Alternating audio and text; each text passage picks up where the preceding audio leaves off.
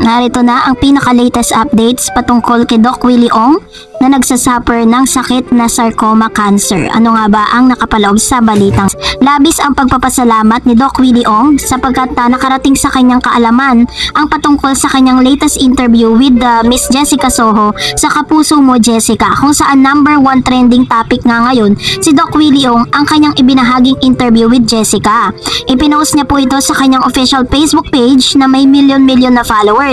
Base po dito, mula po nang napabalita ang patungkol sa kanyang sitwasyon ay mas dumami ang mga supporters at nagpapakita ng pagmamahal at nagpapadala ng mga encouragement words para po kay Doc Willie Ong. So sa isang updates nga po ay marami pong mga nagkalat na news ngayon patungkol sa tunay na kalagayan ni Doc Willie Ong. According po sa mga news na matapos nga mag-undergo ng chemotherapy itong si Doc Willie Ong, sa kanya pong audio video na inilabas sa kanyang official Facebook page, verified Facebook page, sinabi niya dito na matapos nga po ng ilang session ng chemotherapy from 18 cm na laki ng kanyang bukol sa sarcoma cancer na ito po ay lumiit ng 16 cm. So which means nagkakaroon po ng magandang progress yung kanya pong ginagawang pagpapagamot dito po sa ibang bansa. Sa isang Facebook stories niya po, sabi niya, second chemo cycle today. Lost 98% of my hair. Repeat PET scan in 3 weeks to see if I have progress. Good or bad news? Only God knows. I love you all. So ganyan nga po niya inilabas ang totoong kalagayan niya ngayon. Base po sa kanya, mas magkakaroon po ng linaw kung nagkaroon nga talaga ng progress or development, magandang or positive news sa mga ginawa pong mga pagpa-undergo ng iba't ibang mga bagay na kailangan pong gawin sa kanyang pagpapagamot. So nakita po natin na very positive ang ilang mga news na naglalabasan ngayon. At the same time, very positive din po si Doc Willie Ong sa kanyang mga post dahil parang ipinagkakatiwala niya na yung kanyang buong buhay sa Diyos. Sabi niya nga, good or bad na mga news ay pinagpapasalamat niya.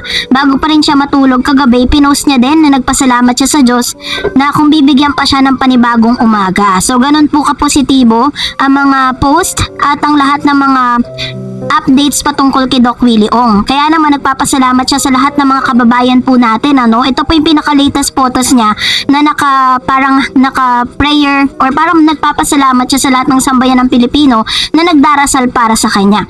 At sa isang post din po is nagpadala ng video. Ito pong si dating President Rodrigo Duterte para po magbigay ng mga encouragement words. Ginamit po nito ang social media platform ng kanyang anak na si Kitty Duterte. At dito po is pinalakas ni dating President Duterte itong si Doc Willie Ong. Matatandaan na matapos niyang mabalitaan or matapos na mag-trending ang sitwasyon nito ay marami na po mga government officials ang talagang nagpapadala ng mga flowers and encouragement speech para sa kanya pong pagpapagaling. Ang huling nabalitaan po natin is dinalaw din siya ng dating mayor ng Maynila na kanyang running mate na si Isko Moreno. Panoorin natin ang statement ni dating President Rodrigo Duterte. Let's watch this. Medyo dumadaan tayo ng bumpy road sa buhay. But alam ko kaya mo. And nagdadasal kami. And most of all, our fervent wish is get well soon. Mabuhay ka. And aside from that, narito naman ang ilan sa mga mensahe ng ilang mga Pilipino para po sa nag-iisang Dr. Willie Ong, na sinasabing isa sa mga talagang nagmamahal sa Pilipinas at sa mga Pilipino. Sabi po ng mga comments, si Tonton sabi niya, saka mag-isip ng maganda sa kapwa, hindi dapat siya magsalita ng hindi nakakabuti sa kapwa at sa tao. Focus sa prayer, wag na sa negative kasi kapag ginagamit niya yan, nakakaakit pa siya ng negative energy. Wala na ba siyang takot sa Diyos at nakakaisip na siyang magpakamatay? Wag siyang mag-wish ng kamatayan dahil hindi ito makakaganda sa paglaban niya sa kanyang sakit, lalo siyang magiging mahina kung hindi siya nagtitiwala sa Diyos. Ayun, totoo naman yung sinabi niya kasi may mga chances kasi na sa sobrang sakit, sa sobrang daing nitong si Doc Willie Ong every night dahil po dun sa kanyang bukol ay naiisip niya po na painumin na lang siya. Nagre-request na siya dito kay Doc Lisa na painumin na lang siya or parang may tinatawag na medicine na parang papasok sa katawan mo and after a seconds is mawawalan ka na ng buhay. Yun po ay hindi pa po pasado sa ating pong gobyerno, no? Kasi sinabi niya nga sa kanyang interview na parang ito na raw yung tatapos dun sa paghihirap niya. Pero syempre, hindi yun pinayagan ng kanyang may bahay na si Doc Lisa. Sabi pa ni Tonton, wala na ba siyang takot sa Diyos? Ayun, ito naman yung kanyang sinabi na kailangan talaga is puro positive thought lang yung kanya pong ini-entertain. There are times kasi na parang yun yung nagpapahina kay Doc Willie Ong. Akala niya kasi lahat ng Pinoy galit sa kanya dahil sa mga negative comments at iba't ibang mga bashing na nararanasan niya. Sabi pa ni Sonny Cueto, Panginoong Jesus, lumalapit ako sa iyo, nagpapakumbaba, humingi ng tawad sa lahat ng nagawa kong kasalanan. Simula nung una pa man hanggang kasalukuyan, inaalay ko ang aking buhay, inaanyayahan kitang pumasok ka sa puso ko, maghari ka. Ikaw ang aking Diyos, Panginoon, tagapagligtas ng buhay ko. Tinatanggap kita. Maraming salamat po sa buhay na walang hanggan at sa karapatang maging anak ng Diyos. Isulat niyo po ang aking pangalan dyan sa aklat ng buhay sa kalangitan at huwag mo nang sumurahin pa. Naalay ko ang aking buhay, espiritu at kaluluwa sa pangalan ng Panginoong Jesus. Amen. Ayan, ito naman po yung isang parang comment niya is about prayer of acceptance, ano. And sabi naman ni Mr. Gilo Rubio, fight, fight, fight, Dr. Ong. We're here praying for you. Remember that prayers can move mountains. God has an ocean of mercy. Fight, fight, fight. Sabi ni Ma'am Shinora Camposano, Lord Jesus, pagalingin mo si Doc Willie Ong. Kasi sa kalagayan po kasi ni Doc Willie Ong ngayon, is wala na talagang pwedeng parang nauubusan na siya ng pag-asa.